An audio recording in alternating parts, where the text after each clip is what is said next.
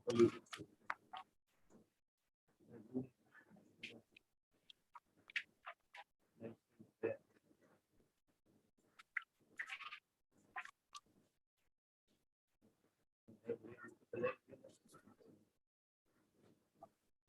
Meeting में नई create बनाएंगे।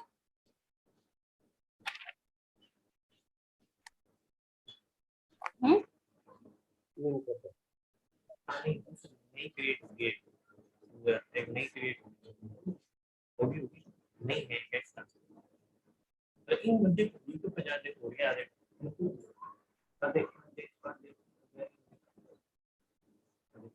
नहीं बनेगी होते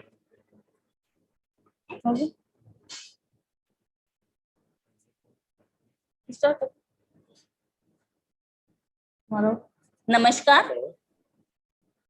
आज मैं सभी ज्ञानदूत कार्यक्रम के जो संयोजक कमेटी है आयुक्तालय कॉलेज शिक्षा राजस्थान जयपुर का हार्दिक स्वागत और अभिनंदन करती हूँ कि जिन्होंने इस महामारी के काल में विद्यार्थियों के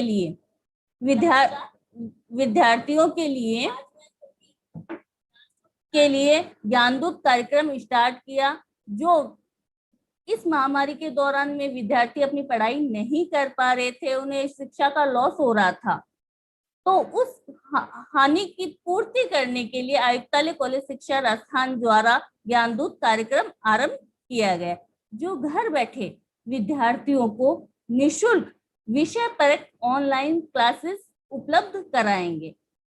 तो विधि विषय में राजस्थान के विधि विशेषज्ञों के द्वारा अपनी निःशुल्क सेवाएं देकर विद्यार्थियों को लाभान्वित किया जाएगा।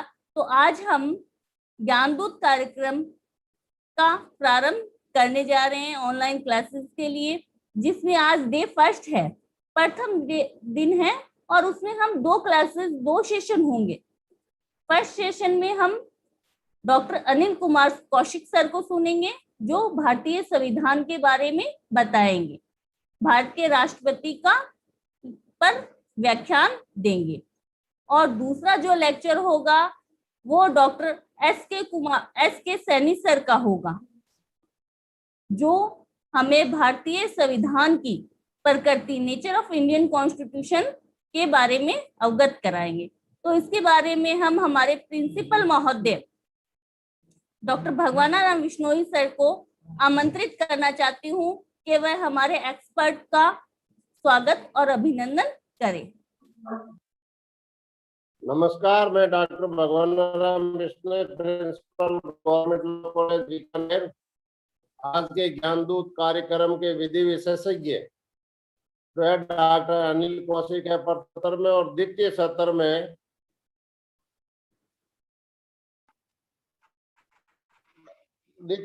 में doctor S K Saini, principal government law college Churu है। मैं इन दोनों महानुभाव हार्दिक अभिनंदन और स्वागत करता हूं। प्रिय विद्यार्थियों, ये दोनों अपने विषयों के बहुत ज्यादा एक्सपर्ट, अपने अपने विषय में महारत हासिल कर रखी है। कौशिक जी का नाम जो है पूरे राजस्थान में बताने की आवश्यकता नहीं है।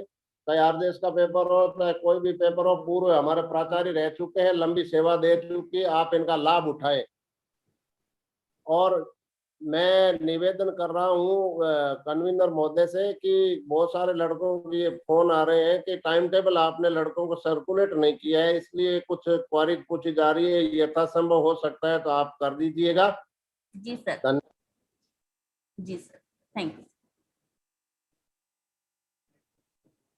फोटो मेरा ही आ रहा है, किसी और का आ नहीं रहा है, क्या बात है? तो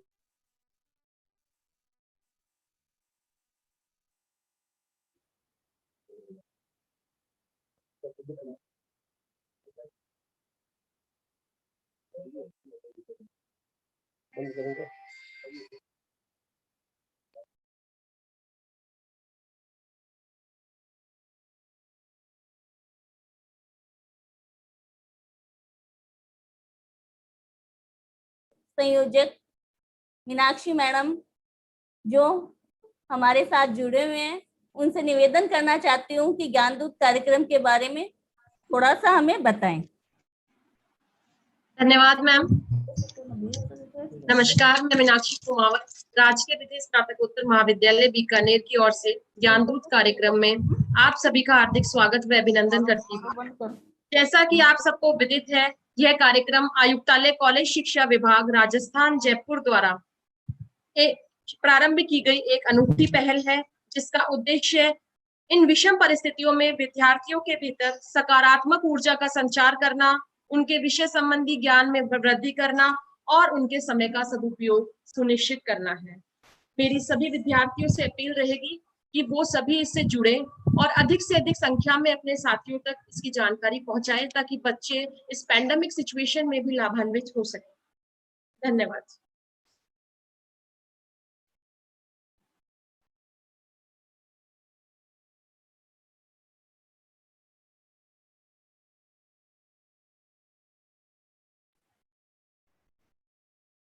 मैं मलिका मैम से, जो हमारे संयोजक है इस कार्यक्रम की, उनसे निवेदन करना चाहूंगी कि वो अनिल कौशिक जी सर को इनवाइट करें, ताकि सर अपना लेक्चर स्टार्ट कर सकें।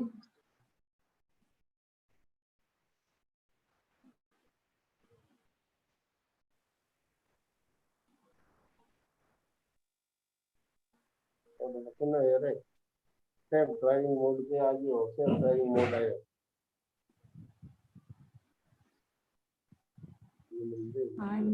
जी मैडम, अभी करती हूँ मैं सर। अभी हमारे साथ कनेक्ट हो रहे हैं सर, 5 मिनट में कनेक्ट हो रहे हैं madam.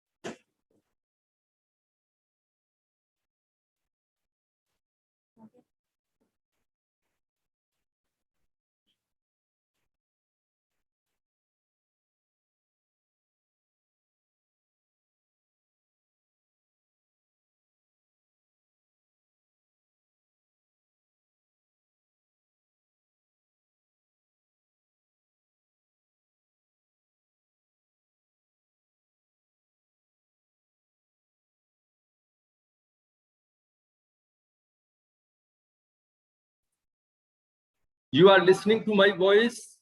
Good morning. Good morning. नमस्कार सर, गुड मॉर्निंग। नमस्कार सर। ओके, मैं शुरू करूं? जी सर। जी ओके ओके। सर अपना कैमरा ऑन कीजिए सर प्लीज। कैमरा ऑन कीजिए सर अपना। अब मेरे को इतना ज्यादा नहीं आता, यहाँ आके कर दो, फिर ज्यादा ही करो। जी जी सॉरी सर। है ना, तो मैं जो जानता हूँ वो मैं कर देता हूँ। स्टार्ट माई वीडियो कर दूं? बोलो। हाँ जी, वीडियो ही करना सर। स्टार्ट माई वीडियो कर दूं ऑन? जी जी जी sir. Okay okay okay okay okay जी, thank you sir. Hello, good morning everybody. Good morning my learned colleagues and the students. Good morning to everybody, the principals of the colleges and the Commissioner College Education who has initiated the scheme. I appreciate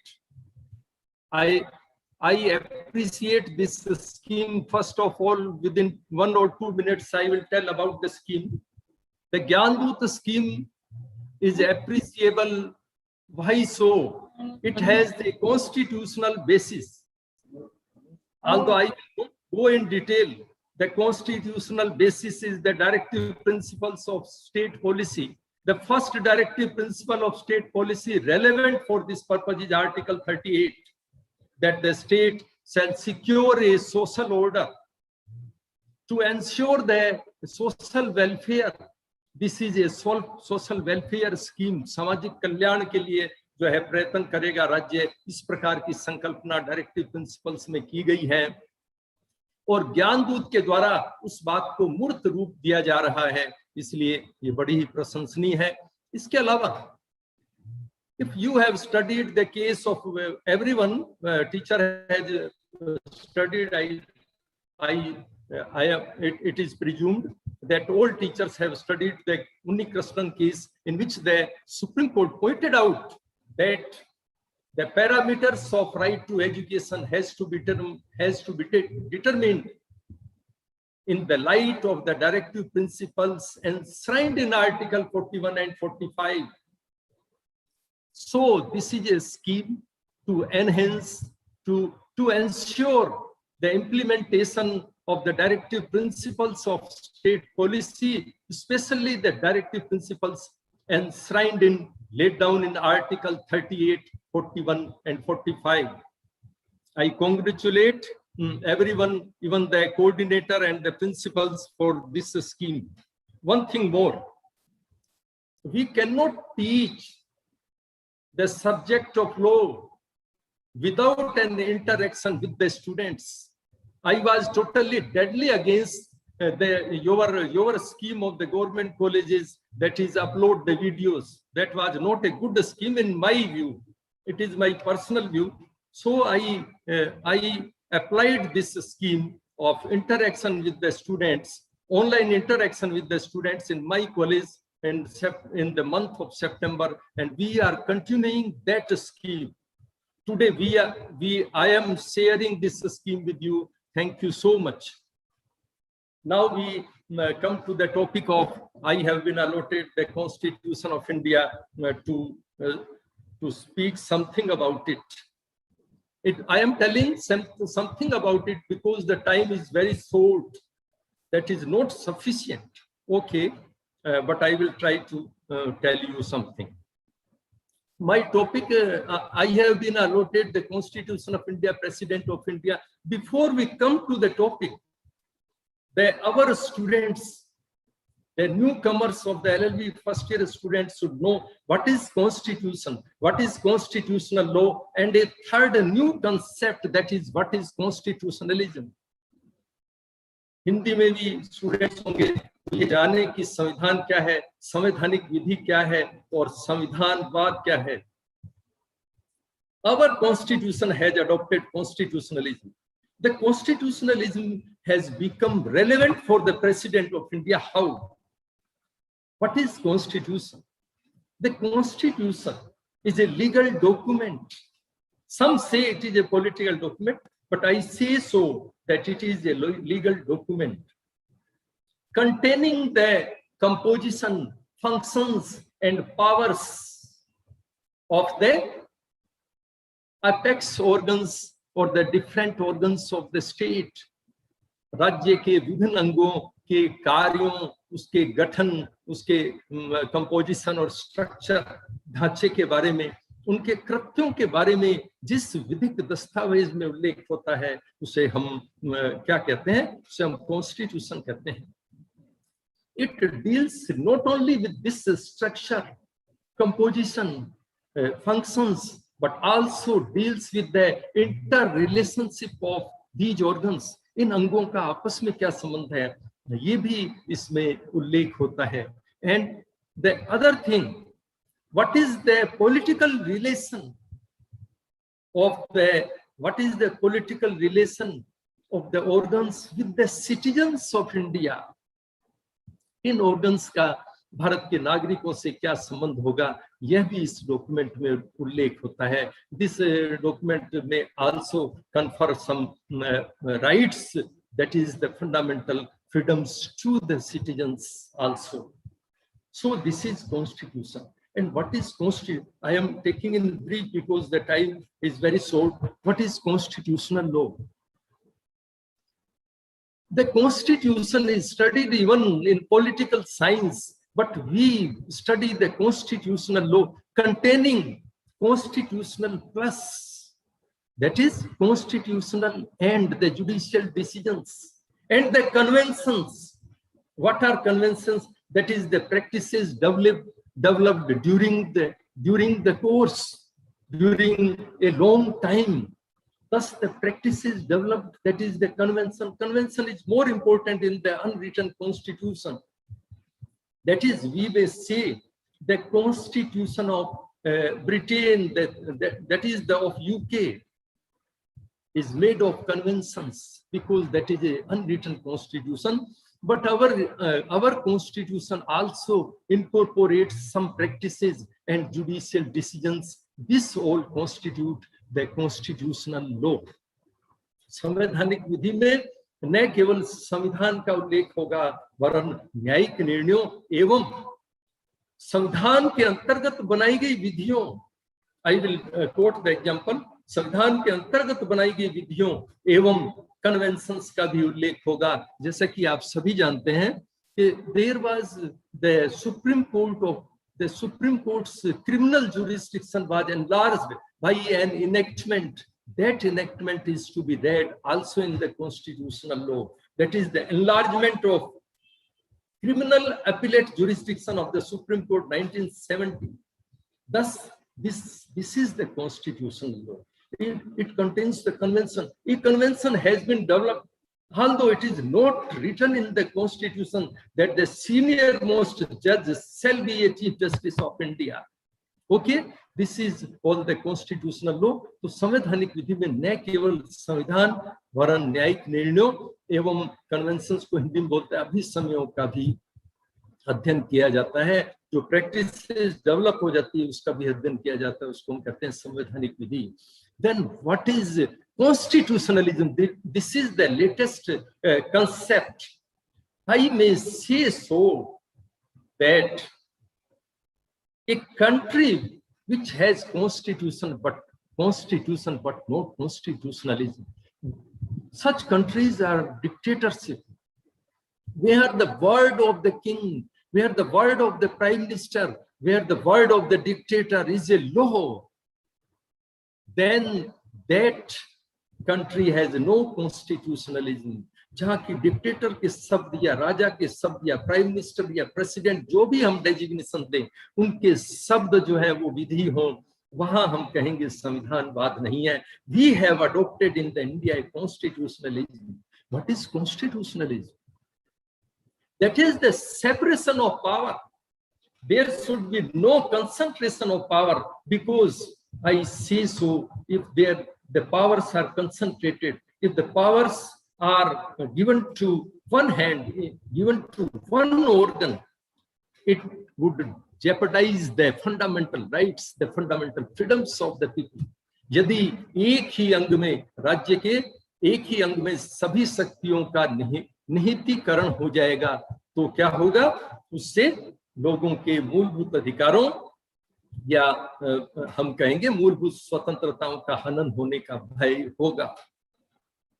So the constitution has created three organs, that is the executive, legislature and the judiciary.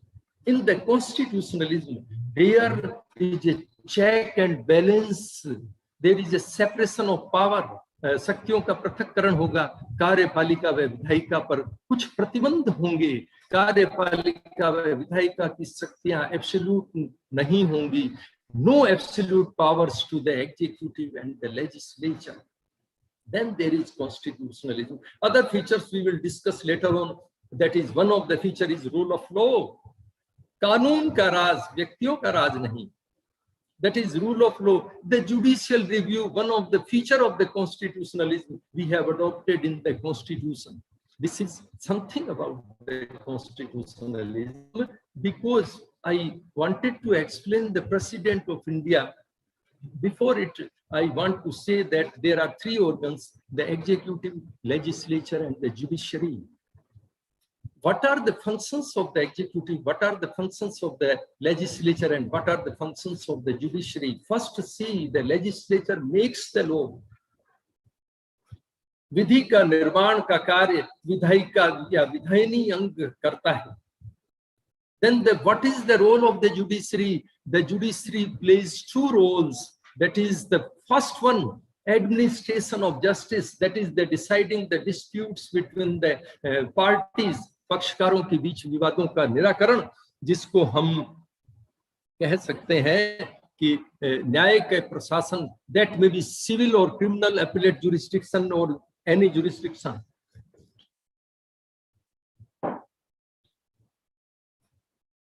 The second task is to interpret the law. विधियों की व्याख्या का कार्य भी न्यायपालिका का है। Then what the executive will do? तब कार्यपालिका क्या करेगी? The कार्यपालिका और the executive executes the law. विधियों के निष्पादन का कार्य कार्यपालिका पर है। Now come to the topic. Okay, we are studying union executive. Union executive contains जिसको आप कहते हैं संघ कार्यपालिका। संघ कार्यपालिका में the president, vice president and the council of ministers. This is something about the union executive. For the president of India, article 52 says that there shall be a president of India. अनुच्छेद 52 के अनुसार, 52 के अनुसार भारत का एक राष्ट्रपति होगा। Now come to article 53। मैं एग्जीक्यूटिव की बात क्यों कर रहा था? क्योंकि 53 में यही बात का उल्लेख है, that the executive power of the union shall be vested in the president of India. संघ की कार्यपालिका शक्ति किसमें निहित तो होगी? भारत के राष्ट्रपति में निहित तो होगी। That is the executive power shall be vested in the president of India. And the other part of this article says that he shall exercise such power through officers subordinate to him.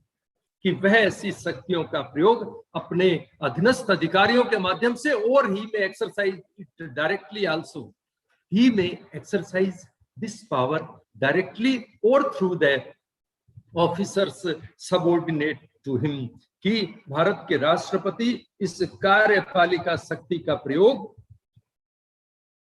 प्रत्यक्ष रूप से अथवा अपने अधीनस्थ अधिकारियों के माध्यम से करेंगे।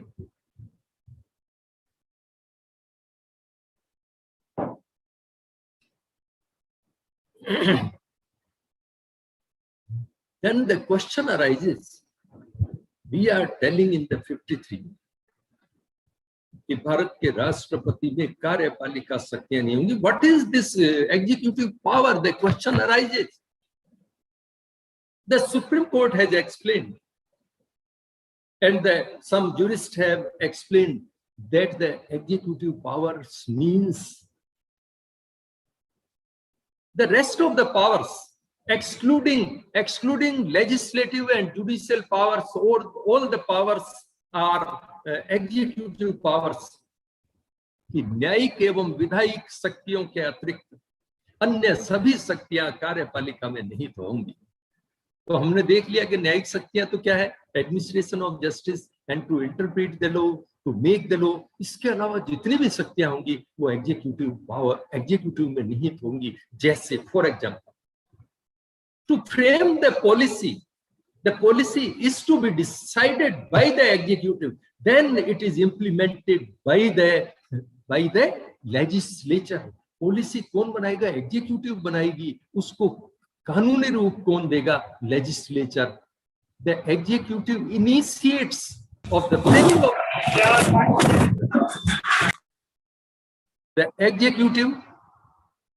the executive initiates the framing of the law. It frames the policy का निर्धारण, नीति का निर्धारण कार्यपालिका के द्वारा किया जाता है, और उसी पर विधि का निर्माण, उसी के अनुरूप विधि का निर्माण विधायिका के द्वारा किया जाएगा। It is one of the that is the determination of the policy, initiation of legislation, maintenance of law and order. It is an executive power कि कानून व्यवस्था को बनाए रखना, यह भी एक एग्जीक्यूटिव पावर है। That is the direction of policy. Foreign policy, हमारी फॉरेन पॉलिसी क्या होगी? It is an executive power. And the supervision of the general administration of the state, राज्य का जो general administration of the state है उसका supervision का कार्य भी इसमें निहित होगा। And the executive power has extended because of the social welfare state. Our state is a social welfare state. Social welfare state में राज्य के क्रियाकलापों में वृद्धि हो चुकी है। कौन से कार्य, the health, the sanitation and the education and the transport and provision for the sick and unemployed person, welfare of industrial worker, all this is executive power. विस्तार से थोड़ा सा मैंने आपको बता दिया, ये सभी कार्यपालिका शक्तियां हैं और ये कार्यपालिका शक्तियां भारत के राष्ट्रपति में निहित होगी, जिनका प्रयोग वे प्रत्यक्ष रूप से या अप्रत्यक्ष रूप से किसके माध्यम से करेंगे? अपने सबऑर्डिनेट ऑफिसर्स के माध्यम से करेंगे। What are the subordinate officers? In one case, it has been explained in England that the ministers are the subordinate officers. It may be that the ministers, मंत्रियों के जरिए ही ये सारी कार्यपालिका शक्ति का प्रयोग किया जाता है. We shall see in Article 73 or 74 or 75. We shall see it. Okay. Now come to the. It is an introduction about the President of India. Who can be a President of India? We may say that he should be a citizen of India, Bharat ka nagrik ho. He has attained the age of 35 years, 35 वर्ष की आयु प्राप्त कर लिया हो. He should be eligible to be elected as a member of the Lok Sabha. लोक सभा के सदस्य होने की योग्यता को धारण करता हो, तथा he should not hold an office of profit, और वह कोई लाभ का पद धारण नहीं करे. तो कुछ बातें क्लियर कर दें साथ के साथ. The office of the vice president or the office of any minister, office of a minister under the state or union, these are not the office of profit. And office of profit, it may be under a union or under a state or a local authority, etc. तो वह किसी लाभ के पद को भी धारण नहीं करता हो, इस प्रकार की योग्यता है. What is the one thing more, that our president is elected is because we have, as you have read in preamble, that our country is a republican country. Republican या लोक, जहाँ हम कहते हैं गणराज्य की क्या विशेषता होती है? The head of the state is elected. Head of the state is not a monarchy. Bharat राज्य का प्रमुख वंशानुगत नहीं होता, वह इलेक्टेड या निर्वाचित होता है. Now come to the election of the president. Who elects the president of India? उसका निर्वाचन कौन करेगा? Article 54 and 55 are relevant for this. In Article 54, it has been clarified that it shall be elected, the President of India shall be elected by an electoral college, जिसको हम हिंदी में कहते हैं कि एक निर्वाचक मंडल के द्वारा भारत के राष्ट्रपति का चुनाव किया जाएगा. What is this निर्वाचक मंडल or electoral college? This electoral college consists of all the elected members of the Loks, all the elected members of the parliament, संसद के सभी निर्वाचित सदस्य, that is the elected members of the upper chamber as well as the lower chamber, that is the Lok Sabha and Rajya Sabha के सभी सदस्य इस निर्वाचक मंडल के सदस्य होंगे. इसके अतिरिक्त क्या होंगे? All the members, all the elected members of the legislative assemblies of the state, सभी राज्यों के निर्वाचित विधानसभा के सदस्य जो है इस इलेक्टोरल कॉलेज के मेंबर होंगे. How this election is conducted? That is the procedure laid down in Article 55. There is a formula. So I say that our subject is a scientific subject. I will tell you in the jurisprudence how we say that law, it is a science. So we have the formulas, we have interaction like the scientific norms. We have some norms also.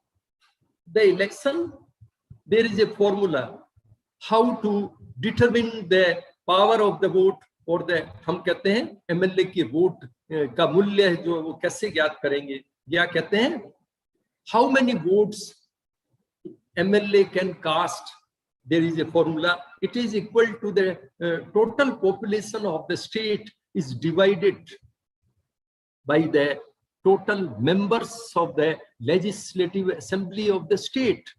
कि राज्य की जनसंख्या को किससे भाग दिया जाता है, जितने कुल सदस्य हैं विधानसभा में उससे भाग देंगे, into 1/1000। this is the formula।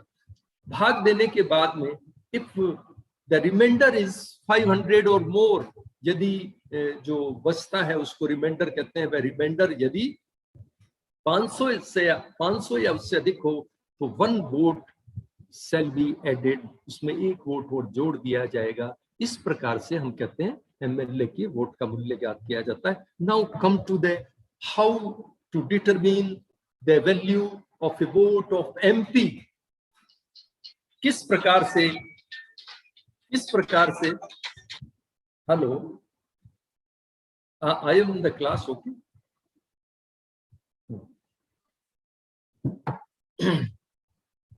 How the vote of an elected member of a parliament is determined, उसका कैसे निर्धारण होता है। First we calculate the value of the votes of the all states, सभी राज्यों के जो है विधानमंडलों के सदस्यों के मतों के मूल्य को जो है ज्ञात करते हैं। Then we add all this, that is the formula is that the total number of votes assigned to the members of legislative assemblies of the states, सभी राज्यों के विधान मंडलों के मतों का मूल्य को we divide by the total elected members of the parliament। उसको किससे भाग देंगे, संसद के सभी निर्वाचित सदस्यों से।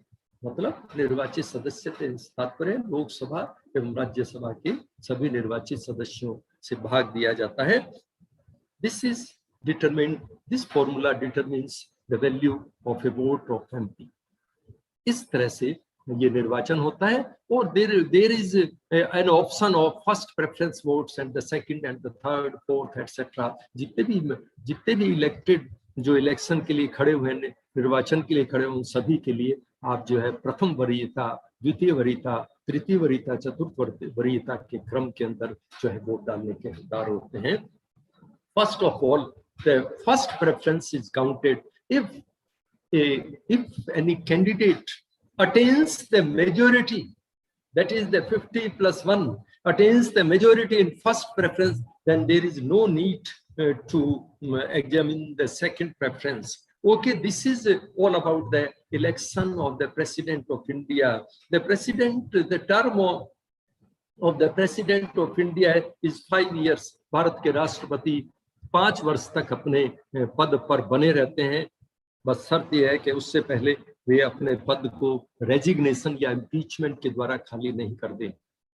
There are 2 possibilities that he may resign the post addressing to the vice president, कि वे वाइस प्रेसिडेंट को संबोधित करते हुए अपना जो है इस्तीफा दे सकते हैं, या उन्हें इम्पीचमेंट के जरिए हटाया जा सकता है। How the President of India may be removed through the impeachment, this is stated in Article 61 में जो प्रोसीजर बताई गई है। देखिए इस प्रोसीजर को भी शॉर्ट में within 2 minutes I will narrate it। If there is a charge of the violation of the Constitution, यदि भारत के राष्ट्रपति पर संविधान के अतिक्रमण का आरोप हो, such charge may be initiated in any house, संसद के किसी भी सदन में एक मोशन के जरिए प्रस्ताव लाया जा सकता है कि भारत के राष्ट्रपति के विरुद्ध कोई आरोप है। The second requirement is this motion should be supported by at least 1/4 members of that house, कि जिस सदन के द्वारा ऐसा आरोपित किया जा रहा है उसके कम से कम 1/4 सदस्यों के द्वारा वह समर्थित हो, सपोर्टेड हो। Then the third requirement is at least 14 days notice is required, कि कम से कम 14 दिन का जो है नोटिस अपेक्षित है, नोटिस दिया जाए। Then this house means the house initiating the charge should pass it with 2/3 majority, कि जिस सदन में ऐसा आरोप इनिशिएट किया गया है, आरंभ किया गया है, वह उसे उस सदन के सदस्यों के 2/3 बहुमत के द्वारा पारित कर दे। And the next point is that the charge would be investigated by the other house, जिस सदन में ऐसा आरोप लाया गया है उसके अतिरिक्त दूसरे सदन के द्वारा ऐसे चार्ज का इन्वेस्टिगेशन किया जाएगा, और it may cost to investigate, ऐसा अन्वेषण स्वयं भी कर सकते हैं या किसी से ऐसा इन्वेस्टिगेशन करा सकते हैं। And the president has the right to make representation, के प्रेसिडेंट को यह अधिकार दिया गया है कि वो अपना रिप्रेजेंटेशन पेश कर सके, और ही में अपीयर बिफोर दैट हाउस, वे उस हाउस के सामने उपस्थित भी हो सकते हैं। Then the house investigating that charge should also pass the motion or the resolution by 2/3 majority। जिस हाउस के द्वारा इन्वेस्टिगेशन किया गया है उस हाउस के द्वारा भी 2/3 बहुमत के द्वारा ऐसे प्रस्ताव को पारित कर दिया जाए। तो जब ऐसा प्रस्ताव पारित हो जाता है तो भारत के राष्ट्रपति अपने पद से हट जाते हैं। This is all about the impeachment of the, okay, what anything I may continue, the coordinator? Yes sir, 5 minute और, yes sir, 5 minute और हैं सर, आप continue. I may take only 5 minutes. Okay. I will try to conclude it. Okay. I will try my best to conclude it. One thing more, ये impeachment का, that is the महाभियोग के बारे में मैंने आपको बता दिया।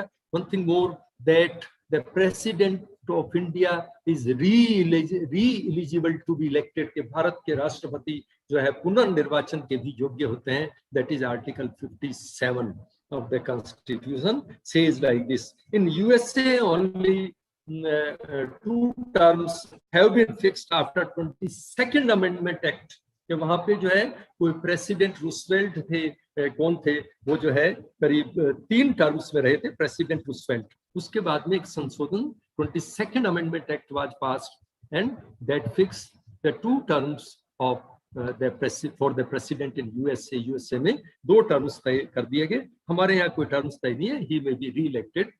अभी तक जो है only doctor Rajendra Prasad have been president of India twice, के 2 बार वही रहे हैं, बाकी जो है और कोई नहीं रहे हैं। This is all about the eligibility, that is the eligible for reelection. Now come to the most important part, that is the legal और the constitutional position of the president of India. Bharat के राष्ट्रपति की विधिक या संवैधानिक स्थिति क्या है? We may say first thing to examine is that the president of India has a vast powers, कि भारत के राष्ट्रपति में इतनी शक्तियां निहित है। He appoints the prime minister, he appoints the other ministers of the union, वे भारत के प्रधानमंत्री एवं भारत के संघ के अन्य मंत्रियों की नियुक्ति करते हैं। He appoints the Chief Justice of India, he appoints the other judges of the High Court and the Supreme Court. वे उच्चतम न्यायालय व उच्च न्यायालय के न्यायाधीशों की नियुक्ति करते हैं। He appoints the election commissioners, he appoints the Chief Election Commissioner, कि वे इलेक्शन कमिश्नर और इलेक्शन कमिश्नर्स की नियुक्ति करते हैं। And all the heads of the commission, like you have seen recently NHRC, National Human Rights Commission के अध्यक्ष की अभी नियुक्ति की गई है। इसके अलावा the minority commission, there is SC/ST commission और the OBC commission, all this shows that he has vast powers. कि इससे ये प्रतीत होता है कि जितनी भी नियुक्तियां संघ में की जा रही हैं वे भी सारी नियुक्तियां, आई am in the class please please, इसलिए आपका मैं अभी बात करता हूँ कि समस्त नियुक्तियां जो है भारत के राष्ट्रपति द्वारा की जाती है. And the foreign policy, the decision of the war, the decision of the peace is taken by the president of India. युद्ध की घोषणा या शांति की घोषणा भी जो है भारत के राष्ट्रपति के द्वारा की जाती है. And we see the president of India may proclaim the emergency, कि भारत के राष्ट्रपति जो है आपात की उद्घोषणा कर सकते हैं. that may be of proclamation of emergency under article 352 or 356 or 360.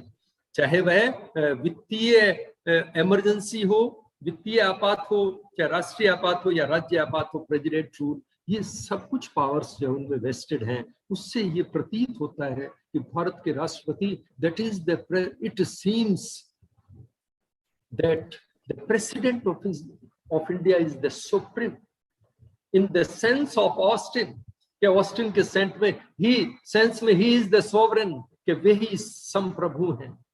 But we have to examine the reality. I may continue more. Okay, sorry sir, Okay. Lecture है सर, आप आए.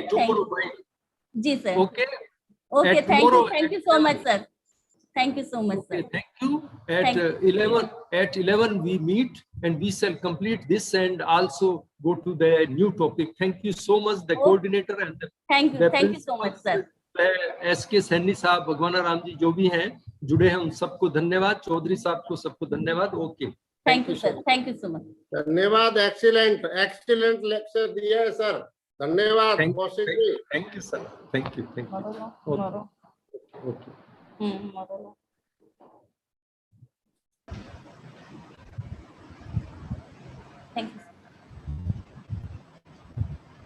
Thank you sir. Kaushik sir ने बहुत ही अच्छा lecture दिया. अब हम second lecture doctor SK Saini sir का सुनेंगे, जो भारतीय संविधान की प्रकृति के बारे में हमें बताएंगे. सर, आपका हार्दिक स्वागत और अभिनंदन है sir. Please sir. Am I audible to all of you? Yes sir. Yes sir. Thank you. First of all, I congratulate to our Commissioner sir, Sri Sandesh Naik ji, to start a good initiative in this summer break and in this pandemic for the students. And I also congratulate Professor Dr. B.R. Joy and his entire team to take such initiative for the students. And I also congratulate to Malika ma'am, Meenakshi Kumawat ma'am, Kishan ji, Kuldeep ji, Shiv Shankar ji, and the entire team of GLC Bikaner to take such a pen in the wide student interest. Thank you so much. I also thankful for the Commissioner College Education to give me such a chance to appear before this stage for the students. Today I have been allotted the topic by the team GLC is nature of constitution. Can we start the topic? Bisnoy sir. Yes sir. Yes sir. Yes sir. Okay. Thank you. Yes sir. Sani ji, welcome. Yes sir. Thank you. Nature of Indian Constitution. When we start to reading Constitution of India, at the very first, student wants to know that what is the nature of Indian Constitution after preamble. So ये एक महत्वाकांक्षा रहती है student की, विशेष करके जब वो LLB first year में आता है, तो कि इंडियन कॉन्स्टिट्यूशन क्या होगा या उसकी प्रकृति कैसी होगी, ये कैसे बना होगा. जब हमारी संविधान निर्मात्री सभा भारत के संविधान का निर्माण कर रही थी, तो बहुत सारी चीजें, जैसा कि हम सभी जानते हैं कि बहुत सारे विदेशी संविधानों का अध्ययन भी किया गया और एक बहुत ही प्रबुद्ध संविधान निर्मात्री सभा को बनाया गया था। डॉक्टर भीमराव अंबेडकर को इस संविधान निर्मात्री सभा के प्रारूप समिति का अध्यक्ष बनाया गया था। तो उसमें ये सारी चीजें देखी गई कि भारत का संविधान किस प्रकार का होना चाहिए और इसकी प्रकृति किस प्रकार की होनी चाहिए। कंपैरेटिवली जो विश्व के बड़े संविधान थे जैसे यूएसए है, यूके है, उन संविधानों को कंपैरिजन करते हुए और दूसरा ये ध्यान में रखते हुए कि एक बहुत लंबे समय तक भारतीय लोग जो है वो गुलामी की जंजीरों में जकड़े हुए थे और उनको किस प्रकार से एकदम से जो है वो आज़ादी दिलवाई जाए, तो इस प्रकृति का संविधान जो है वो बनाया जाए।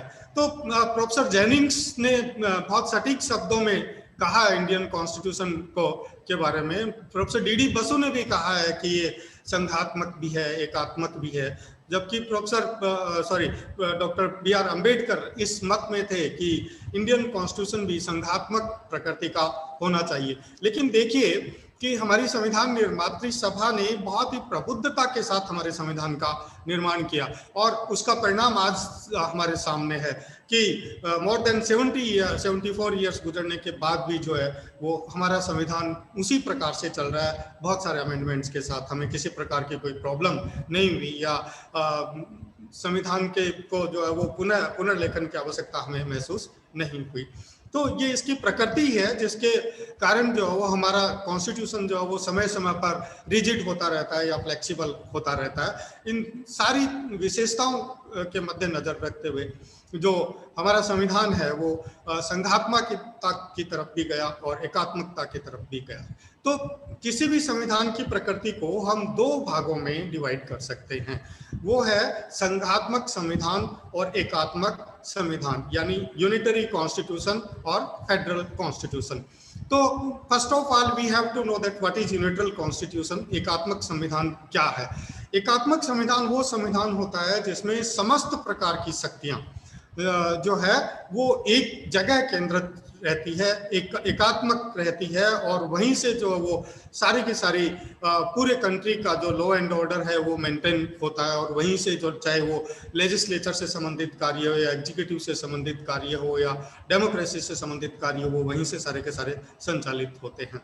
बट जो फेडरल कॉन्स्टिट्यूशन होता है उसमें पावर्स को डिस्ट्रीब्यूट किया गया होता है, शक्तियों का जो वो वितरण किया गया होता है और सारी की सारी शक्तियां जो वो केंद्र में ही नीत नहीं होती है बल्कि राज्यों को भी दी गई होती है।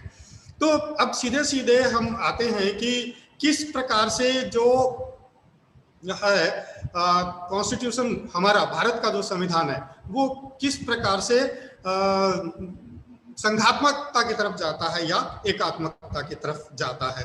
तो जैसा कि मैंने आपको बताया कि फेडरल कॉन्स्टिट्यूशन क्या होता है और यूनिटरी कॉन्स्टिट्यूशन क्या होता है, इन दोनों को हमारे कॉन्स्टिट्यूशन के तराजू में हम तोलने का प्रयास करेंगे कि फेडरल में कितना वजन है और यूनिटरी में कितना वजन है, और उसके आधार पर हम ये भी तय कर पाएंगे शायद कि कौन सा पलड़ा जो ज्यादा झुक रहा है या क्या लेवल में रह रहा है हमारा तराजू।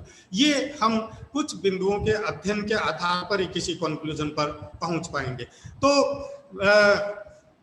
देखिए, जो इंडियन कॉन्स्टिट्यूशन जब हमारा बना तो इसमें एक विशेष बात सामने आई, वो ये आई कि हमारा कॉन्स्टिट्यूशन डबल पॉलिटी सिस्टम पे केंद्रित हो गया, यानी दोहरी राजनीति का केंद्रीकरण जो वो हो गया। जैसा कि हम जानते हैं कि स्टार्टिंग में ही कॉन्स्टिट्यूशन में लिखा हुआ है कि India will be union of the states, India will be union of the states. तो भारत जो है वो राज्यों का एक संघ होगा, तो संघात्मकता की तरफ हम चले गए। अब जो डबल पॉलिटी सिस्टम बनाया गया उसके साथ ही हम कॉन्स्टिट्यूशन में आगे भी पढ़ेंगे सेंट्रल स्टेट रिलेशन, केंद्र राज्य संबंध। और यहाँ मैं सबसे पहले ये बिल्कुल क्लियर कर देना चाहता हूँ कि जो इंडियन कॉन्स्टिट्यूशन में जो पावर का डिस्ट्रीब्यूशन किया गया, जब हम इसकी कैरेक्टरिस्टिक्स देखेंगे, एसेंशियल्स देखेंगे फेडरल कॉन्स्टिट्यूशन के, तो उसमें एक ये पॉइंट जो है वो मुख्य रूप से हमारे सामने उभर करके आएगा कि जो डिस्ट्रीब्यूशन ऑफ पावर्स है वो 3 प्रकार से कर दिया गया केंद्र और राज्य में। और वो किस प्रकार से किया गया, 3 प्रकार की लिस्ट यानी सूचियों के माध्यम से किया गया। सब जानते हैं हम कि पहली सूची जो है वो केंद्रीय सूची है, दूसरी सूची जो है वो राज्य सूची है, और तीसरी सूची कॉन्करेंट लिस्ट यानी समवर्ती सूची है। तो बिल्कुल स्पष्ट सी बात है कि जब हम केंद्रीय सूची की बात करेंगे तो केंद्रीय विधान उस पर कानून बनाने की शक्ति रखेगा, दूसरा कोई नहीं रखेगा। तो यहाँ देखिए आपकी केंद्रीय जो विषय हैं उन पर कानून बनाने का एकमात्र पावर जो है वो सेंटर को है, पार्लियामेंट को है। दूसरी सूची, जैसे हम राज्य के बारे में चर्चा करें, स्टेट लिस्ट के बारे में चर्चा करें, तो स्टेट लिस्ट में जिन विषयों को डिस्ट्रीब्यूट किया गया है उन विषयों पर कानून बनाने का कार्य राज्य सरकारें करती है, हमारी राज्य की विधानमंडल या विधानसभाएं। और तीसरी जो सूची है वो समवर्ती सूची, कॉन्करेंट लिस्ट। कॉन्करेंट लिस्ट में ऐसे विषयों को समाहित किया गया जो न तो केंद्रीय सूची में थे और जो न राज्य सूची में थे, जिनको जब आवश्यकता पड़े उस पर हम कानून बना लेंगे। तो सामान्यतः जब राज्यों के मध्य किसी प्रकार का कोई डिस्प्यूट सामने आता है, 2 या अधिक राज्यों के बीच में कोई डिस्प्यूट अस्तित्व है या होने की संभावना है, एक राज्य या सेंट्रल गवर्नमेंट के मध्य किसी प्रकार का कोई डिस्प्यूट है या होने की संभावना है, तब या 2 या अधिक राज्य और एक सेंट्रल गवर्नमेंट के मध्य किसी प्रकार का डिस्प्यूट होने की संभावना है, तो फिर मामला गड़बड़ा जाता है। सामान्यतः हम देखते हैं कि कॉन्करेंट लिस्ट यानी समवर्ती सूची के विषय पर जिस राज्य को कोई प्रॉब्लम आई तो उस विषय पर उस राज्य सरकार ने कानून बना लिया। लेकिन जब डिस्प्यूट बढ़ जाता है और सेंट्रल गवर्नमेंट जब ये चाहती है कि ये कानून तो स्टेट में ठीक नहीं बनाया, तो समवर्ती सूची में दिए गए विषय पर केंद्रीय सरकार, हमारा जो सेंट्रल लेजिस्लेचर है, वो कानून बनाने के लिए जो है वो एम्पावर्ड है। तो यहाँ आप देखिए कि संघात्मकता की तरफ एक जो बढ़ता हुआ कदम है, पहली बार हम ये देख लें कि कॉन्करेंट लिस्ट के किसी भी विषय पर सेंट्रल गवर्नमेंट कानून बना सकती है। ऐसे में जबकि किसी स्टेट गवर्नमेंट ने कॉन्करेंट लिस्ट के किसी विषय पर पहले ही कानून बना लिया है और उसके बाद सेंट्रल गवर्नमेंट अगर उस पर कोई लॉ बनाती है, तो सेंट्रल गवर्नमेंट के द्वारा बनाया गया लॉ अधिभावी होगा, वो लागू होगा और स्टेट गवर्नमेंट के द्वारा। ऐसा एक मैं उदाहरण के माध्यम से आपको समझाना चाहूंगा सैलेंट फीचर्स में जाने से पहले, कि राजस्थान में 1984 में दिवराला सतीकांड के बाद राजस्थान सरकार ने एंटी सती एक्ट बनाया। उसके बाद भारत भर की महिला संगठनों ने पार्लियामेंट पे प्रदर्शन किया कि राज्य सरकार के द्वारा जो एंटी सती लॉ बनाया गया है वो पर्याप्त नहीं है और उसमें सती के महिमा मंडन और दूसरी सारी प्रकार की चीजों की छूट दी गई है। तो भारत भर के और विश्व भर के जो महिला संगठन थे वो राजस्थान सरकार के द्वारा बनाए गए उस एंटी सती लॉ से सहमत नहीं थे, और ऐसी स्थिति में तब सेंट्रल लेजिस्लेचर यानी पार्लियामेंट ने एक लॉ बनाया। तो उस लॉ के जब सेंट्रल गवर्नमेंट ने जो लिस्ट लॉ बना दिया, ऑटोमेटिकली राजस्थान सरकार के द्वारा जो लॉ बनाया गया था वो जो है वो एक तरह से समाप्त हो गया और सेंट्रल गवर्नमेंट के द्वारा बनाया गया लॉ लागू हो गया। इस उदाहरण के माध्यम से मैं आप लोगों को ये समझाना चाहता हूँ कि सेंटर की पावर्स कितनी ज्यादा बढ़ी हुई है ऐसे मामलों में। दूसरा पॉइंट हम ये देखेंगे कि जो स्टेट लिस्ट है, बहुत बार सामान्यतः ये होता ही है कि जो राज्यों के विधानमंडल या विधानसभाएं हैं वो राज्य सूची के विषय पर सामान्यतः कानून बनाती है, लेकिन कभी कभी ऐसा होता है कि जब इंटरेस्टेड क्लैश होते हैं, चाहे जैसा कि मैंने बताया कि डबल पॉलिटी सिस्टम जो इंडियन कॉन्स्टिट्यूशन के अंतर्गत है, तो उसके चलते जो है वो जब इंटरेस्टेड क्लैश होते हैं तो ऐसी स्थिति में बहुत बार स्टेट लिस्ट पे भी सेंट्रल गवर्नमेंट जो है वो लॉ बना देती है, वो एम्पावर्ड है इस चीज के लिए। और जब सेंट्रल गवर्नमेंट, सेंट्रल लेजिस्लेचर इसके लिए कोई कानून बना देती है तब वही ओवर रूल्ड होगा, वही अधिभावी होगा, उसी को लागू माना जाएगा। तो यहाँ देखिए जो हम सेंट्रल स्टेट रिलेशंस की बात कर रहे हैं या इसी के अंतर्गत जो हम संघात्मकता की बात कर रहे हैं, हम जो फेडरलिज्म की बात कर रहे हैं, वो किस प्रकार से भारतीय संविधान के अंतर्गत लागू किया गया। तो now the time has come कि we must clear all the things. तो first I want to clear the topics that is we can prove on the federal system। तो यहाँ सबसे पहले हम ये देखेंगे कि जो फेडरल सिस्टम है हमारा, उसके एसेंशियल कैरेक्टरिस्टिक्स कौन कौन से हैं। तो जो हम इसको केंद्रोन्मुख कहते हैं या संघात्मक कहते हैं। तो किसी भी फेडरल कॉन्स्टिट्यूशन के जो पावर्स होते हैं उसमें अभी थोड़ी देर पहले जैसे कि हमने चर्चा की थी कि किस प्रकार से जो है वो डिस्ट्रीब्यूशन ऑफ पावर किया जाता है, शक्तियों का वितरण किया जाता है। तो जब जहाँ फेडरल सिस्टम होता है वहाँ क्या होता है, केंद्र होते हैं और राज्य होते हैं। तो हमारे यहाँ केंद्र अलग है और स्टेट्स जो है वो अलग है। तो पावर्स को डिस्ट्रीब्यूट कर दिया कि आप ये करेंगे और आप ये नहीं करेंगे, स्टेट्स को कहेंगे कि आप ये कहेंगे। पावर्स के डिस्ट्रीब्यूशन के समय ये ध्यान रखा गया हमारे कॉन्स्टिट्यूशन में कि बहुत अधिक महत्वपूर्ण विषय जो नेशनल लेवल के हैं या इंटरनेशनल लेवल के हैं वो सेंट्रल गवर्नमेंट ने केंद्रीय सूची में अपने पास रख लिए, ताकि अब एक छोटे से उदाहरण के माध्यम से हम समझने का प्रयास करें कि जो केंद्रीय सूची है उसमें जो महत्वपूर्ण विषय लिए गए हैं उसमें जैसे रक्षा है, विदेश नीति है, संचार है, इस प्रकार के विषयों को लिया गया। एक पल के लिए हम ये मान लें कि रक्षा विषय राजस्थान को दे दें, तो बाकी के स्टेट्स के जो इंटरनेशनल बॉर्डर लगते हैं, क्या उस प्रकार से हम बाकी के स्टेट्स के बॉर्डर की रक्षा कर पाएंगे जिस तरह से हमारी भारत सरकार कर रही है, सेंट्रल गवर्नमेंट कर रही है? तो इसलिए इस प्रकार के विषयों को सेंट्रल गवर्नमेंट को ही दे दिया गया। बाकी के विषय जैसे सामान्यतः हम देखते हैं, सिंचाई है, कृषि है, शिक्षा है, चिकित्सा है, सड़कें हैं, निर्माण है, इस प्रकार के विषय जो है वो स्टेट गवर्नमेंट्स को दे दिए, ताकि अपने स्टेट में रहते हुए विद इन देयर ज्यूरिसडिक्शन वो वहाँ लॉ एंड ऑर्डर को मेंटेन कर सके और अपने प्रशासनिक कार्यों को ठीक प्रकार से संचालित कर सके। तो इस तरह से जो वो विषयों का डिस्ट्रीब्यूशन किया गया, तो डिस्ट्रीब्यूशन ऑफ पावर्स जो वो इस प्रकार से कर दिया गया। यहाँ हम देखते हैं कि जिन विषयों पे केंद्रीय सरकार को जो दिए गए हैं उस पर केंद्रीय सरकार विधायन बनाएगी और राज्यों को जो दिए गए हैं राज्य सरकारें उस पर विधायन बनाएगी।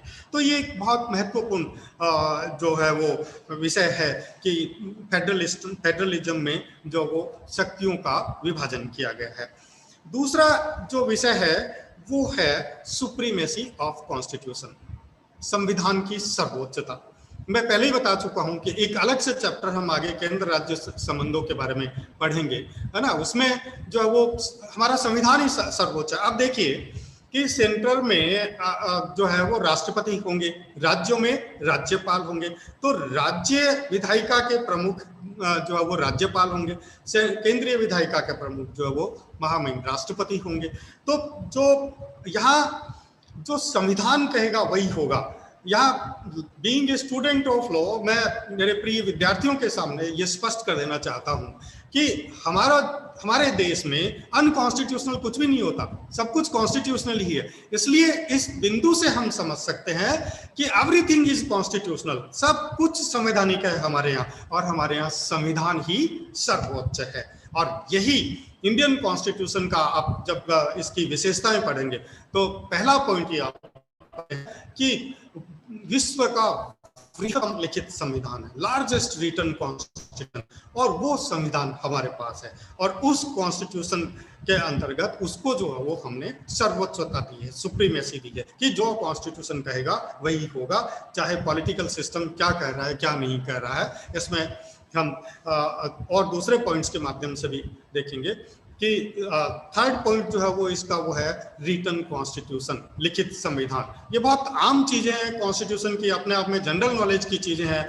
जो कॉम्पिटिटिव एग्जामिनेशन में स्टूडेंट्स प्रिपरेशन कर रहे हैं उनके लिए ये बहुत महत्वपूर्ण है। तो हर स्टूडेंट जो है वो यहाँ तक कि किसी भी कॉम्पिटिटिव एग्जामिनेशन में जाते हैं तो वो कॉन्स्टिट्यूशन के बहुत सारे क्वेश्चन उसके क्वेश्चन पेपर में मिलते हैं, तो इन्हीं में से वो सारे क्वेश्चन निकल करके आते हैं। तो Indian constitution is a written constitution, हमारे यहाँ सब कुछ लिखित में है। भारत का जो मूल संविधान है, हमारा मूल जो आर्टिकल्स है 395 अनुच्छेदों वाला बृहत्तम लिखित संविधान है ना। जबकि हम यूके में देखेंगे तो वहाँ का संविधान जो है वो लिखित नहीं है।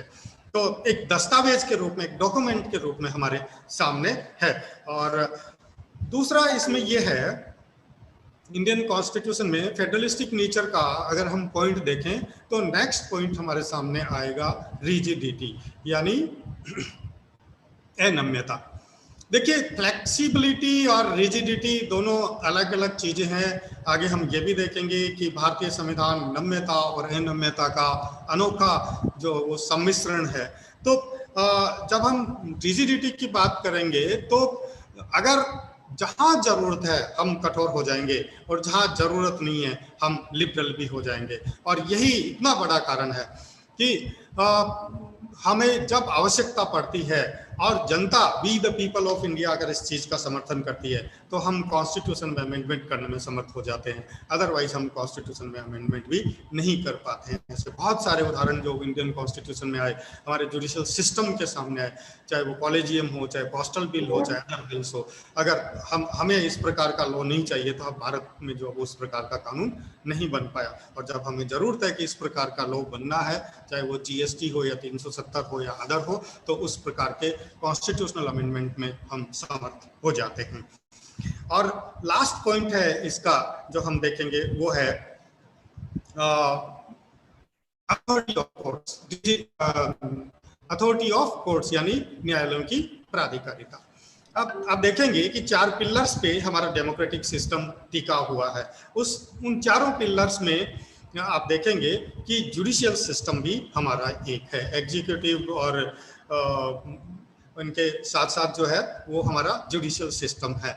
और हम पहले ही देख चुके हैं कि न्यायपालिका की भी सर्वोच्चता दी गई है। हमारा जो एक चैनल ऑफ कोर्ट्स दिया गया है वो ऑनरेबल सुप्रीम कोर्ट से लेकर के सबसे छोटे जुडिशियल मजिस्ट्रेट के कोर्ट तक पूरा का पूरा सिस्टम दिया गया है। और वो कॉन्स्टिट्यूशनल इंटरप्रिटेशन का कार्य करती है कि यहाँ तक कि पार्लियामेंट ने जो लॉज बनाए हैं क्या वो कॉन्स्टिट्यूशनल है या नहीं है, इस बात का निर्धारण भी हमारी कोर्ट्स करती है। तो अनेकों प्रकार से जो वो कोर्ट को प्राधिकृत किया गया है और इसके चलते जो है वो हम ये कह सकते हैं कि एक फेडरल सिस्टम दिया गया है कि ये सारे 5 पॉइंट्स के बारे में जो हमने अभी चर्चा की है, इन 5 पॉइंट्स के माध्यम से जो है वो हम बिल्कुल स्पष्ट रूप से समझ गए होंगे। मैंने प्रयास किया है समझाने का कि किस प्रकार से एक फेडरल सिस्टम के अंतर्गत हम कार्य कर रहे हैं और फेडरल सिस्टम की जो एसेंशियलिटी है वो क्या क्या होनी चाहिए। तो दोस्तों अब हम सेकंड पॉइंट की तरफ बढ़ते हैं कि क्या विशेषताएं होती है एक यूनिटल कॉन्स्टिट्यूशन की, एकात्म संविधान की। तो इन बिंदुओं के माध्यम से हम चर्चा करेंगे 5 पॉइंट्स के माध्यम से कि कब जो है वो हम एक संविधान को जो है वो एकात्म कह सकते हैं, यूनिटल कह सकते हैं। तो आप देखिए यहाँ हम स्टार्ट करते हैं। बिल्कुल स्टार्टिंग में मैंने आप लोगों के साथ चर्चा की थी कि भारत में सेंट्रल लेवल पे अगर हम देखें तो ऑनरेबल प्रेसिडेंट ऑफ इंडिया होते हैं और स्टेट में जो हमारे ऑनरेबल गवर्नर्स होते हैं। तो पहला पॉइंट हम यहीं से रेज करते हैं, राज्यपालों की नियुक्ति, अपॉइंटमेंट ऑफ गवर्नर्स, जो कि सीधे सीधे क्या है, सेंटर के द्वारा राज्यों में लॉन्च किए जाते हैं। और यहाँ एक बार फिर वो बात मैं प्रूव करना चाहूंगा कि इंडिया में एक डबल पॉलिटी सिस्टम है, president is there, governor is here. तो आप देखिए कि राज्यपाल यानी governor is representative of central government, सीधे सीधे। तो गवर्नर जो है वो सेंटर का प्रतिनिधित्व कर रहा है। तो यहाँ जब हम इंडिपेंडेंसी की बात करें जैसे सेंटर में हमने की, तो स्टेट को फुल्ली इंडिपेंडेंसी कतई नहीं है, बिल्कुल नहीं। अभी अभी आपने उदाहरण के माध्यम से देखा होगा केरल में क्या हो रहा था या असम में क्या हो रहा था या वेस्ट बंगाल में क्या हो रहा था। तो यहाँ मैं आपको यहाँ उल्लेख करना चाहूंगा कि जो सरकारिया कमीशन की रिपोर्ट्स थी उसमें इन चीजों को बड़े अच्छे तरीके से इंडिकेट किया गया है and we can resolve such type of problems. अगर हम सरकारिया, मैं अपना व्यक्तिगत सुझाव इस मंच के माध्यम से देना चाह रहा हूँ कि अगर सरकारिया कमेटी की रिपोर्ट्स को फॉलो किया जाए तो इस प्रकार के जो डिस्प्यूट्स सेंटर और स्टेट्स के मध्य बार बार आते हैं उनको हम जो है वो आराम से रिजॉल्व कर सकते हैं। खैर एनीवे, तो जो यूनिटल कॉन्स्टिट्यूशन की हम बात कर रहे हैं उसमें सबसे पहला पॉइंट तो यही है कि राज्यपालों को नियुक्त राज्यों में किया गया है। तो इसलिए ये प्रोविजन जो है वो क्या करता है, आर्टिकल 155 और 156 जो हमें कह रहे हैं वो हमें क्या कर रहे हैं कि यूनिटलिटी की तरफ लेके जा रहे हैं, एकात्मकता की तरफ लेके जा रहे हैं। ठीक इसी प्रकार से दूसरा जो पॉइंट है जिसके बारे में हम पहले चर्चा कर चुके हैं कि कानून बनाने की पार्लियामेंट की शक्ति, जिसपे हमने अभी चर्चा की कि राज्य सूची के विषयों पर कई बार इस प्रकार के डिस्प्यूट्स अराइज हो जाते हैं और उसके चलते हमारी पार्लियामेंट जो है वो स्टेट लिस्ट पे भी कानून बना देती है। हमारे इतने सारे स्टेट्स हैं, कहीं किसी प्रकार का डिस्प्यूट आता है, बहुत बार हम देखते हैं कि जो विशेष करके हमारे जल विवाद है पानी से संबंधित, चाहे केरला तमिलनाडु का हो, चाहे हरियाणा राजस्थान पंजाब का हो या दूसरे स्टेट्स के मध्य, या इस प्रकार की चीज़ों को डिस्ट्रीब्यूशन को लेकर के जब विभिन्न स्टेट्स के मध्य, हालांकि बहुत सारे ट्रिब्यूनल्स प्राधिकरण इसके लिए बने हुए हैं, लेकिन बावजूद इसके ये सॉल्व नहीं होते हैं। पिछले कुछ वर्षों में हमने देखा है कि तमिलनाडु और केरल के मध्य जल वितरण को लेकर के बहुत विवाद होते रहे। समय समय पर राजस्थान, हरियाणा और पंजाब के मध्य भी बहुत सारे डिस्प्यूट्स जो वो होते रहे।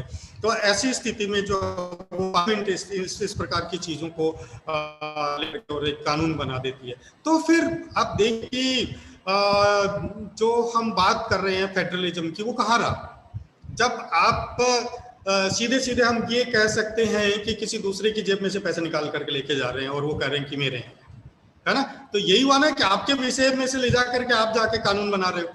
तो ये चीज जो है वो एक तरह से हमें यूनिटरिटी की तरफ लेके जा रही है, एकात्मकता की तरफ लेके जा रही है। तीसरा जो महत्वपूर्ण बिंदु है वो उस पर हम ये चर्चा करेंगे कि पार्लियामेंट को एम्पावर्ड किया गया है नए राज्यों के गठन को लेकर के, उनकी सीमाओं में परिवर्तन को लेकर के, उनके नामों में परिवर्तन करने के लिए। अब देखिए कि अब कैसे हम फेडरल कहेंगे जब पार्लियामेंट जो है वो स्टेट्स को 2 टुकड़ों में डिवाइड कर रही है। छत्तीसगढ़, उत्तरांचल, है ना, कहाँ से आए। और अभी अभी हाल ही में देखा आपने 370 के बाद कि जम्मू कश्मीर और राज्य को जो वो 2 भागों में डिवाइड किया गया है। तो ये पावर्स पार्लियामेंट में निहित है कि राज्य की सीमाओं में वो परिवर्तन कर सकता है, राज्य के नामों में वो परिवर्तन कर सकता है और नए राज्यों का गठन कर सकता है। तो इसका मतलब सीधे सीधे पावर्स जो है वो सेंटर ने अपनी जेब में रखी हुई है। ठीक है। तो और जब हम यूनिटरिटी की बात करते हैं तो सीधे सीधे हम 352, 356, 360 की तरफ चले जाते हैं। इमरजेंसी प्रोविजंस, आपातकाल। जब सेंटर को ये प्रोविजन है कि आपके स्टेट में वो इमरजेंसी लागू कर सकती है, तो फिर आपके पास बचा ही क्या है। जब भी इस प्रकार की कोई स्थिति, 352 अलग से हम ये प्रोविजंस देखेंगे, 352, 356, 360 के अंतर्गत। तो भारत में कहीं भी जहां भी सेंट्रल गवर्नमेंट को ये लगता है, विशेष करके चुनाव के समय ये बड़ी बातें उठती है जहां विपक्षी सरकारें होती है। पश्चिम बंगाल में बहुत बार इस प्रकार का प्रश्न उठा था कि वहां राष्ट्रपति शासन लागू कर दिया जाए, है ना। तो कितनी बार 356 का जो है वो मिसयूज किया जा चुका है, ये हम बहुत अच्छे से जानते हैं। जो जिन प्रोविजंस को जिसके लिए बनाया गया था वो प्रोविजंस जो है वो उनको ठीक प्रकार से, इसका मतलब सीधा सीधा है कि यूटिलाइजेशन के लिए जो प्रोविजंस बनाए गए थे उनको जो है वो मिस यूटिलाइज किया जा रहा है, उसका गैर तरीकों से जो वो इस्तेमाल किया जा रहा है। कितनी बार जो है वो राज्यों में राष्ट्रपति शासन लगा दिए गए केवल पॉलिटिकल द्वेष के चलते कि सेंटर में अलग पॉलिटिकल पार्टी की गवर्नमेंट और स्टेट में जो वो अलग पॉलिटिकल पार्टी की गवर्नमेंट है। तो 352 में जो वो सशस्त्र विद्रोह या आंतरिक विद्रोह या सशस्त्र आक्रमण इत्यादि की स्थिति में जो पार्लियामेंट को ये पावर्स है कि वो स्टेट्स की परिसीमाओं के अंतर्गत भी जो है वो इस प्रकार का इमरजेंसी जो आपातकाल जो वो लागू कर सकती है। 356 के अंतर्गत संवैधानिक तंत्र के विफल होने की स्थिति में जो वो आपातकाल लागू कर सकती है और 360 के अंतर्गत वित्तीय आपात, हालांकि आज तक इसका इस्तेमाल नहीं किया गया, लेकिन सेंट्रल गवर्नमेंट के पास पावर्स तो ऐसे है ही हैं जो ये कहते हैं कि हम जो है वो फेडरलिज्म की तरफ नहीं जा रहे हैं, हम यूनिटरिटी की तरफ जा रहे हैं। तो देखिए ये जब इमरजेंसी इत्यादि की बात आती है तो राज्यों की जिसे हम कहते हैं कि आंतरिक जो स्वायत्तता है वो समाप्त हो जाती है और आपके पावर्स जो वो सीधे सीधे सेंट्रल लेजिस्लेचर के पास चले जाते हैं। तो ऐसी स्थिति में राज्य जो है वो असहाय होकर के सेंटर की तरफ देख सकते हैं। जहां असहायता की बात आई है, आप लास्ट पॉइंट हम इसका देख लें, बिल्कुल कंक्लूड करेंगे फिर हम इसको। तो जब हम ये देखते हैं कि इसका जो यूनिटरिटी का है वो पॉइंट है केंद्रीय सहायता। सेंट्रल गवर्नमेंट इनकम टैक्स और जीएसटी राज्य के नागरिकों की जेब से निकाल करके लेके जाती है। राजस्थान से भी अरबों रुपए जो इनकम टैक्स जाता है, रोजाना अरबों रुपए जीएसटी जा रहा है, सीजीएसटी अलग लग रहा है, आरजीएसटी अलग लग रहा है, दूसरे प्रकार के लाइसेंस फीस या रेवेन्यू कलेक्शन दुनिया भर का जो सेंट्रल गवर्नमेंट कर रही है। और जब जरूरत पड़ती है, अकाल आती है, बाढ़ आती है, भूकंप आता है, तो राज्य सेंट्रल गवर्नमेंट की तरफ देखते हैं कि हमें दीजिए। अभी जो है वो कौन कौन से ताऊजी और तूफान आए और सरकारें जो है वो सेंट्रल गवर्नमेंट की तरफ देख रही थी कि हमें जो वो असिस्ट मिले। एक मुख्यमंत्री ने तो हार के कह दिया कि हमें नहीं चाहिए। जीएसटी का कलेक्शन सेंट्रल गवर्नमेंट करती है, समय पर राज्यों को वितरण नहीं करती है। अकाल, बाढ़, तूफान इत्यादि जब आते हैं या राज्यों की, अभी अभी आप देखिए कि वैक्सीन को लेकर के बड़ा हड़कंप मचा हुआ था। एट लास्ट मोदी जी ने ये कहा कि सेंट्रल गवर्नमेंट जो वो वैक्सीनेशन का खर्च वहन करेगी। तो जब सहायता की बात आती है तो राज्य केंद्र की तरफ उसी प्रकार से देखती है जैसे एक स्टूडेंट पिताजी की तरफ से देखता है कि 5,000 रुपए दे दे या 20,000 रुपए दे दे, तुम मेरा ये काम कर। तो वो जब पैसे मिलते हैं जब भी काम होता है। इसलिए स्टेट गवर्नमेंट जो डेवलपमेंट और लॉ एंड ऑर्डर से संबंधित कार्य है वो ठीक प्रकार से नहीं कर पाती है। तो जब बाप बड़ा ना भैया, सबसे बड़ा रुपया, जब रुपया केंद्र के पास है और हमें उसकी तरफ देखना पड़ता है, तो फिर फेडरलिज्म यानी संघवाद कहाँ रह गया। तो ये जो है वो सारी की सारी इन सारे चीजों के माध्यम से हम ये समझ सकते हैं कि जो डिवाइडिंग ऑफ पावर्स की बात कहेगी या जो सेंट्रल स्टेट रिलेशंस की बात कहेगी, इन सब के होते हुए भी ये कॉन्स्टिट्यूशनल प्रोविजंस ऑलरेडी हमारे संविधान में एग्जिस्ट कर रहे हैं, लेकिन बावजूद उसके इस प्रकार की स्थिति बनी हुई है। तो पहले 5 पॉइंट्स के अंतर्गत हमने ये देखा कि हमारा कॉन्स्टिट्यूशन जो है वो फेडरल कॉन्स्टिट्यूशन है, और अगले 5 पॉइंट्स के माध्यम से हमने देखने का प्रयास किया कि इंडियन कॉन्स्टिट्यूशन जो है वो एकात्मक है, यूनिटरल है।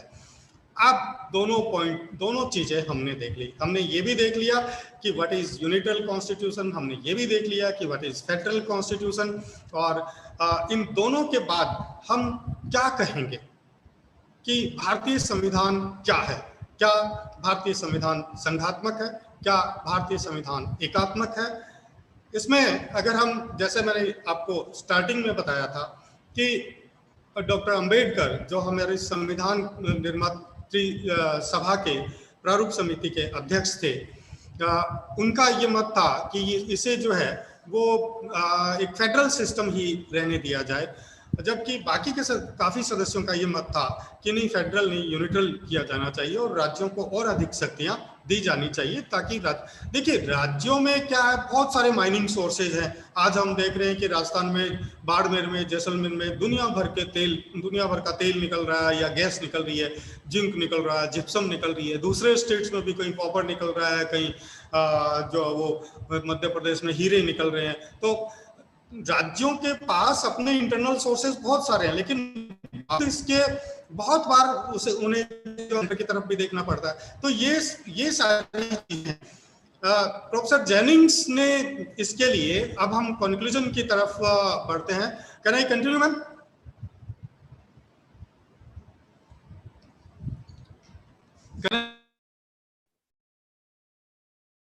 जी सर। जी सर, सर।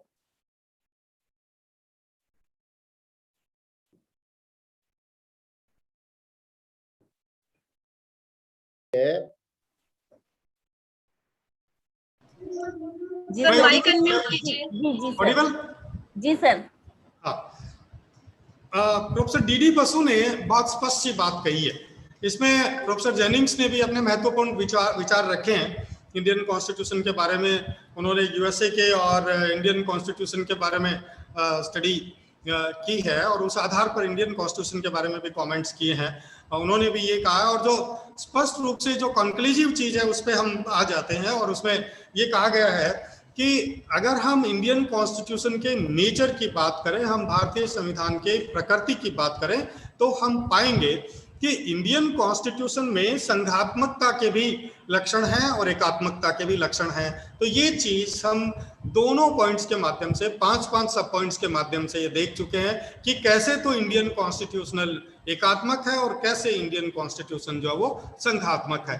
तो इन दोनों पॉइंट, ये पॉइंट्स तो सारे ही हमारे कॉन्स्टिट्यूशन में उपलब्ध है, फेडरल सिस्टम के भी हैं, यूनिटल सिस्टम के भी है। इसलिए अब हम, जो मैंने स्टार्टिंग में कहा था कि हम एक तराजू में तोलने का प्रयास करेंगे इसे, कि किस प्रकार से क्या ये संघात्मक है या एकात्मक है। तो जो प्रोफेसर डी बसु है वो ये कह रहे हैं कि भारतीय संविधान न तो पूरी तरह से संघात्मक है और न ही वो पूरी तरह से विशुद्ध रूप से एकात्मक है, बल्कि ये दोनों का, डियर स्टूडेंट्स आप ये कंक्लूजन ढंग से सुन लीजिए कि भारतीय संविधान न तो पूरी तरह से संघात्मक है और न ही वो पूरी तरह से एकात्मक है, बल्कि भारतीय संविधान संघात्मकता और एकात्मकता का सम्मिश्रण है। This is my conclusion. इसे अर्ध संघात्मक भी कहा है प्रोफेसर जेनिंग्स ने एक जगह, कि ये जो है वो क्वाजी फेडरल सिस्टम भी है। तो कुल मिलाकर के हमारा निष्कर्ष ये है कि भारतीय संविधान जो है वो संघात्मकता और एकात्मकता का सम्मिश्रण है। एनी क्वेश्चन कोई भी पूछना चाहे?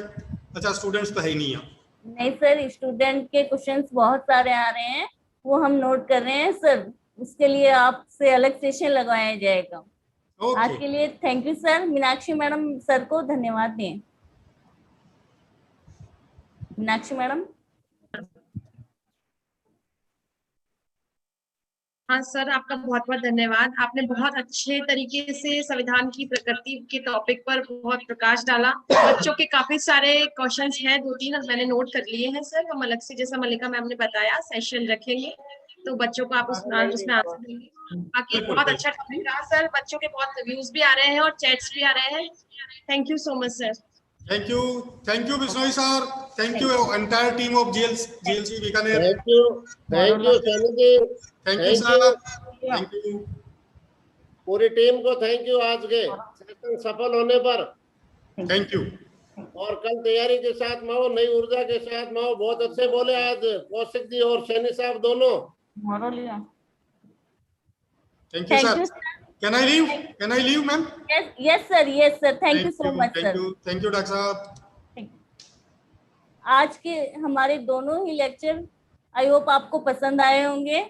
मैं प्रोफेसर अनिल कुमार कौशिक सर और डॉक्टर SK सैनी सर को बहुत बहुत धन्यवाद देती हूँ। आज का हमारा सेशन यहीं खत्म होता है, कल हम फिर से मिलेंगे। Thank you so much. धन्यवाद मैम। Thank you.